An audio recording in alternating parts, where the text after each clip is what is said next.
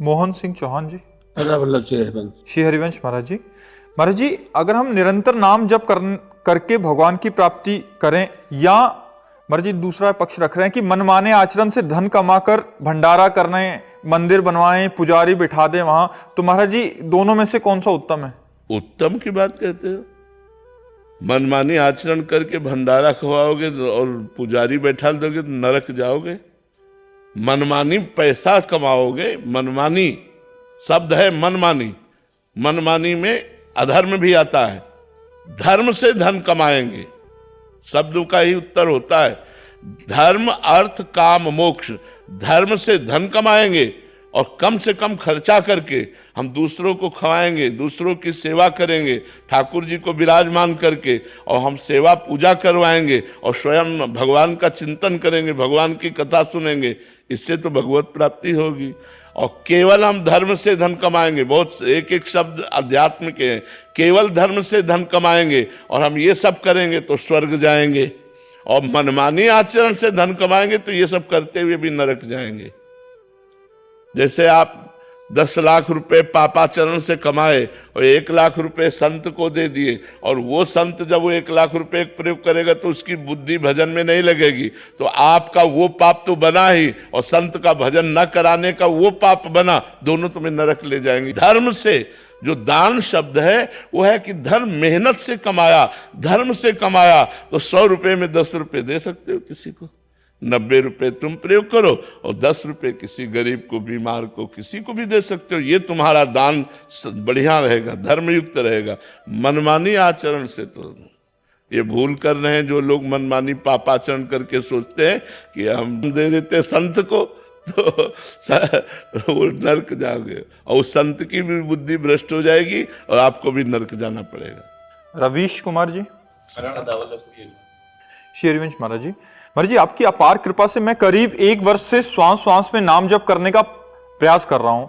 महाराज जी कृपा करके कुछ मेरे को बातें हैं उसमें समझनी है। श्वास में जब नाम जप करते हैं तो आरंभिक और मध्यम और उन्नत तीनों चरणों की अवस्थाएं क्या होती हैं, क्या लक्षण आते हैं जब प्रारंभ करते हैं, या मध्यम में, या इसकी उन्नत अवस्था क्या? देखो, प्रारंभ में क्या होता है, उपांश सहित श्वास में नाम चलता है। मध्यम में जो होता है वो ओठ जबान नहीं हिलती, लेकिन नाक की ठसक से होता है। हमारी बात समझना, वायु की ठसक से होता है। हम प्रयास कर रहे हैं, जबान बंद है, ओठ बंद है, लेकिन हमारा प्रयास चल रहा है। और जो आखिरी स्थिति होती है वो बिना प्रयास के चलता है, जैसे चल रहा है ना, उसको ठसक की, नाक में वायु की जैसे हम गुनगुनाते नहीं अंदर, ऐसे वो बिल्कुल धीमे स्वर में हम मंत्र को गुनगुनाते हो, वो दूसरी श्रेणी होती है। और तीसरी होती जो एकदम मानसिक चलती है, शांत मुद्रा, कोई चेष्टा नहीं, मंत्र, ये परम पवित्र स्थिति होती है। ये लगभग सिद्धावस्था की तरफ जाती है, पर बड़ा कठिन है। देखो, जब शरीर में सुख, स्वस्थता, तो भोग अच्छे लगते हैं, और जब दुख, विपत्ति, तो कुछ अच्छा नहीं लगता, भगवान का भी भजन नहीं होता। जब शरीर में पीड़ा होती ना, बड़ी परेशानी होती, भगवान का भी भजन नहीं होता। इसलिए यावत स्वस्थमिदम कलेवरम यावत च दूरे जरा, जब तक शरीर स्वस्थ है, बुढ़ापा दूर है, तब तक भजन का प्रयास कर लेना चाहिए। नहीं, बड़ी दुखद परिस्थितियां हैं, न जाने किस योनि में जाना पड़ेगा, क्या क्या कष्ट भोगना पड़ेगा। इसलिए भगवान का नाम जप करो। प्रथम यही जो बताया, द्वितीय नाक के स्वर काटते हुए अंदर, और तृतीय मन से चलता है, मानसिक स्थिति से। आपको इतना कष्ट है, आप कैसे कर लेते हैं? आपको इतना कष्ट है, आप कैसे कर लेते हैं? शारीरिक कष्ट होने पर भी आप इतना नाम जप कैसे करते हो? इतने लोगों को आपने प्रभावित किया है। असल बात क्या है कि भगवान की कृपा है। और आपको दूसरी बात बता दें कि बचपन से अभ्यास है। जैसे बूढ़ा आदमी हो गया और हाथ कांप रहा हो, लेकिन वो शूटर रहा हो, तो वो निशाने पे ही गोली मारेगा, हाथ कांपते हुए भी, क्योंकि वो शूटर रहा है ना, जीवन भर उसने गोली चलाई है। अब हम लोगों को तुम गोली, बंदूक पकड़ा दो तो जो भरने नहीं आता, चलाने नहीं आता। अभ्यास योग युक्तेन चेतसानंद। अब हमारे कोई और है नहीं, दुख में है तो उन्हीं में, सुख में है तो उन्हीं में। देखो जीवन के साथ मृत्यु है, हम हर समय तैयार रहते हैं मृत्यु के लिए। अब जैसे वो कष्ट की स्थिति थी, उस समय भी मैं श्री जी का शरणागत हूँ, श्यामा श्याम का शरणागत हूँ। ये शरीर नाशवान है, आज नहीं तो कल छूटेगा। राधा राधा राधा राधा। बस आपसे बता रहे, आप सब लोगों से इसलिए बता रहे कि अभ्यास करो और भगवान को अपना मानो, तो भारी दुखों में भी एक आनंद बना रहता है। और अगर भगवान से अपनापन नहीं तो दुखों से निपट पाना बहुत कठिन है। कार्तिक गुप्ता जी जौनपुर से। राधे राधे महाराज जी। महाराज जी, भक्ति मार्ग में प्रेम को ही सार कहा गया है। महाराज जी, शास्त्र ज्ञानी होना और सच्चा प्रेमी होना, दोनों में क्या अंतर है? शास्त्र ज्ञानी और सच्चे प्रेमी में एक जीरो है और एक अंक है। एक जीरो है और एक अंक है। अंक हटा दो, क्या बचा? क्या है? कुछ नहीं। तुम्हें बहुत शास्त्रों का ज्ञान है और तुम्हें भगवान से प्रेम नहीं हुआ, तुम्हारे हृदय में निरंतर भजन नहीं चला, तुम अपने ममता मोह अज्ञान को नहीं छोड़ पाए, तो जीरो है। और अगर एक अंक लग जाए और फिर जीरो रख दिया जाए तो 10 हो गया, फिर जीरो रख दिया जाए तो 100 हो गया। अगर भगवान से प्रेम और शास्त्र का ज्ञानी है फिर तो क्या कहना है, फिर तो बहुत बढ़िया बात है। और अगर भगवान से प्रेम नहीं तो जोग कुजोग ज्ञान अज्ञानू जहां नहीं राम प्रेम परधानु। जहां भगवान का प्रेम नहीं है वो जोग कुजोग है, वो ज्ञान अज्ञान है। शास्त्र ज्ञान का वो महत्व नहीं जब तक प्रेम नहीं हो जाता। भगवान से प्रेम हुआ तो शास्त्र ज्ञान का महत्व है, भगवान से प्रेम नहीं तो शास्त्र ज्ञान का कोई महत्व नहीं। वाहवाही बांध ले जाओगे क्या?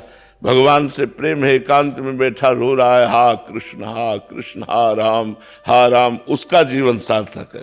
धन्य है उसका जीवन जो भगवान के लिए तड़पता है, भगवान में अपने चित्त को जुड़े हुए। शास्त्र ज्ञान का फल है भगवान से प्रेम हो जाए। यदि भगवान से प्रेम नहीं हुआ तो शास्त्र ज्ञान शून्य है। शास्त्र ज्ञान शून्य और भगवान का प्रेम एक। अंक है तो शून्य का महत्व है, अंक नहीं तो शून्य का कोई महत्व नहीं रह गया। समझ पा रहे आप?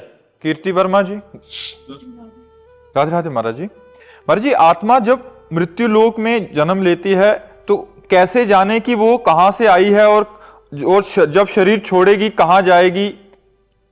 किसी को पता नहीं, ये उसको पता है, ये किसी दूसरे को पता नहीं। सत्य बात ये है कि सुनहु भरत भावी प्रबल। वशिष्ठ जी त्रिकालज्ञ ज्ञानी महापुरुष, भगवान राम जिनके चरणों में मस्तक रखते हैं, वो गुरु वशिष्ठ जी। सुनहु भरत भावी प्रबल बिलख कहो मुनिनाथ, हानि लाभ जीवन मरण जस अपजस विधि। हाँ, ये विधान भगवान के अंदर में है कि अब ये जीव किस योनि को प्राप्त होगा, किस योनि से आया है, ये केवल भगवान ही जानते हैं, दूसरा कोई नहीं जानता। अगर दूसरा कोई जानता है तो वो भगवान का भजन करते हुए उस कोटि का महापुरुष हो गया है।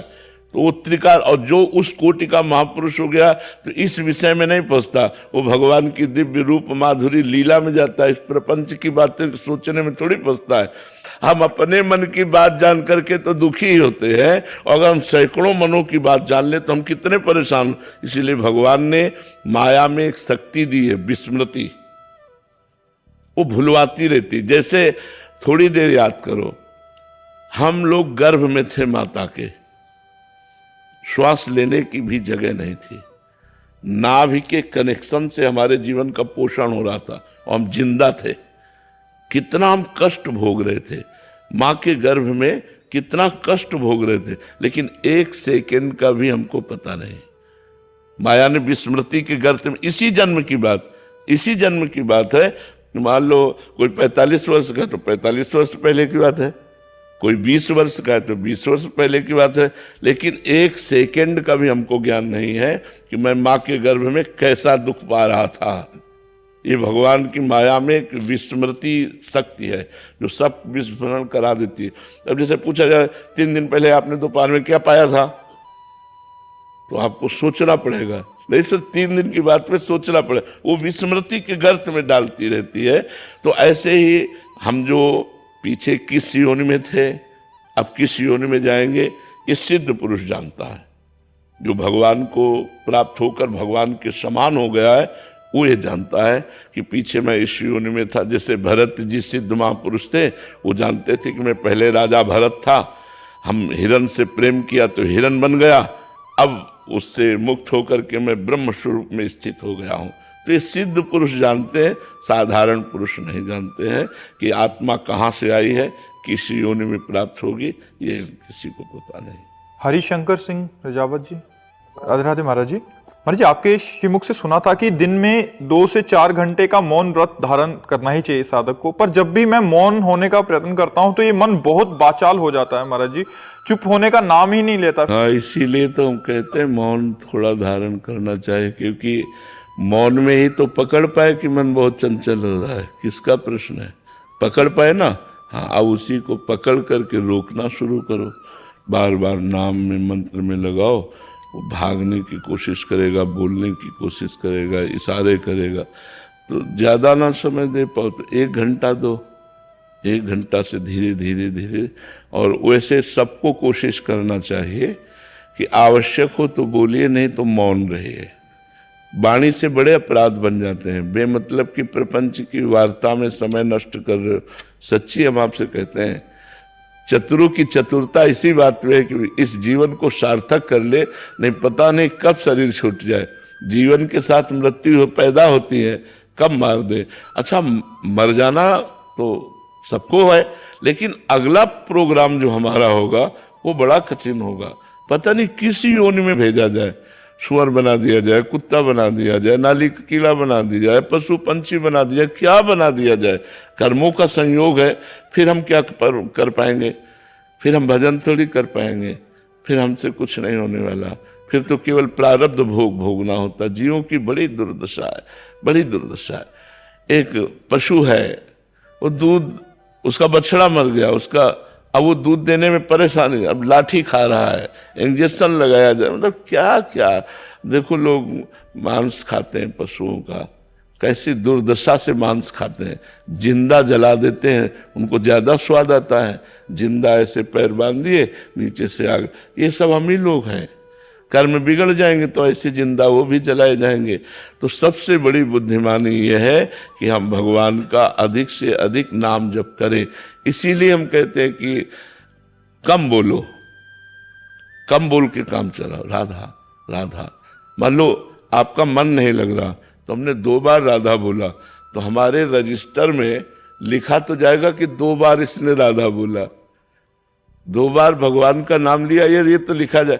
तो इतने गंदे आचरणों में प्रपंच में 2 बार भगवान का नाम लिखा गया तो हमारा हिसाब अच्छा आएगा, क्योंकि भगवान के नाम की महिमा अपार है। इसलिए हमें चाहिए सबको कि थोड़ा समय ऐसा निकालो जागृत का। 5-6 घंटा तो समय मौन रहते हैं, जब नींद में सोते हैं तो कौन बात करता है। तो हमें लगता है कि जागृत में 1 घंटा समय अगर ऐसा निकाला जाए, 2-4 घंटे तो बहुत अच्छी बात है, लेकिन 1 घंटा ही समय निकाला जाए कि हम मौन रहेंगे, किसी भी स्थिति में न लिखेंगे न बोलेंगे, 1 घंटा मौन रहेंगे, तो उस समय हम मन की हरकत को पकड़ सकते हैं। कहाँ जा रहा है, मतलब कितना गंदा है, कितना प्रपंच कर, और उसी में राधा राधा राधा वल्लभ श्री हरिवंश, राधा वल्लभ श्री हरिवंश। तो आप उस मन को एकाग्र कर सकते हैं। जीवन वही सार्थक है जो भजन कर रहा है, सुखी वही हो जाएगा जो भजन कर रहा है। जो भजन विमुख है वो तो बिल्कुल मिथ्या जीवन है यार, बिल्कुल बेकार जीवन है। खूब भोग विलास कर रहे, खूब अरबों रुपया सब माना, एक स्वप्न की तरह जीवन व्यतीत हो गया। मरे तब कुछ साथ नहीं जाना, और जो भजन करने के लिए आए थे वो भजन किया नहीं, सब व्यर्थ जीवन चला गया। मरा हुआ मनुष्य है जो भोगों में रत है, जीवित वही है जो भगवान का भजन कर रहा है। गोस्वामी जी, तुलसीदास जी महाराज कह रहे, जिन हरि भगति हृदय नहीं आनी, जीवित सब समान ते प्राणी। जिसके हृदय में भगवान की भक्ति नहीं आई वो मुर्दे के समान है। जिन हरि भगति हृदय नहीं आनी, जीवित सब समान ते प्राणी। वो जीते जी मुर्दा है, व्यर्थ का। बिल्कुल सच्ची बात मान लो। आप भोगों में रत होंगे इसलिए आपको बात समझ में नहीं आ रही होगी, बिल्कुल यही सार बात दिखाई दे रही है। नाम जप कर लो तो तुम्हारा जीवन सार्थक, नहीं तो बिल्कुल बेकार जीवन। हमारा मनुष्य जीवन स्थायी नहीं है, ये क्षण भंगुर है, कभी भी नष्ट हो सकता है। फिर अगला जो प्रोग्राम है, अगली जो योनिया है, वो हमारे बस में नहीं है। अभी हमारे कान में दर्द है दवा ले लो, पेट में दर्द है दवा ले लो, लेकिन पशु पक्षियों को वो बता भी नहीं सकते कि मेरे कहाँ पीड़ा हो रही। सब भोग भोगने पड़ते हैं। इसलिए चतुरता पूर्वक अपने समय को बचाते हुए हम भगवान के नाम में लगावें। इसीलिए हमने मौन के लिए प्रार्थना की थी कि अधिक से अधिक मौन रहने की चेष्टा की जाए।